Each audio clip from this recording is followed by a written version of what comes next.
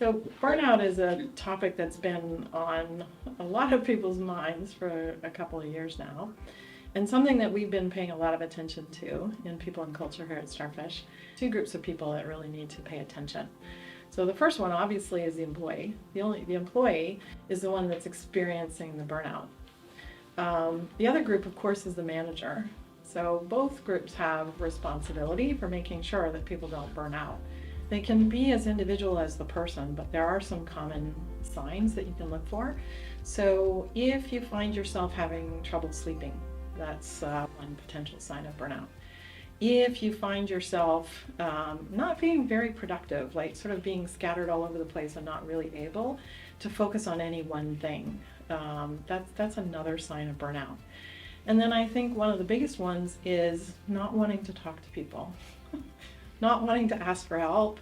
So the very moment when you should be asking for help, that feeling of, I've got to do it all on my own and I don't want to talk to anybody comes over you. So if you got the trifecta, then you really should be talking to your manager because things at that point aren't looking too good and you just don't want to hit that wall. It's ugly. Our managers need to be watching carefully to make sure that people are not behaving in ways that are not typical for them.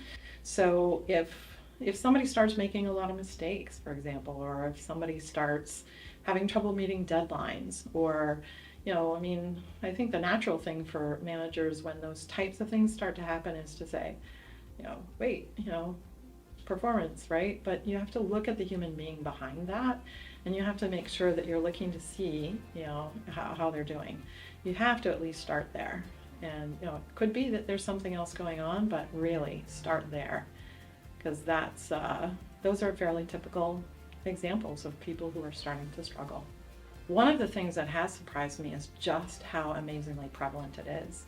And I think that there's still a bit of a stigma attached to it. And I think one of the best things that we can do is just start talking about it. It is a human thing. It is not, only for the people who can't cut it or whatever it is that you're thinking it might be.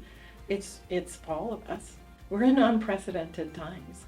And, people who never thought that they would be approaching that wall are staring it right in the face and not even realizing because they've never been in that situation before.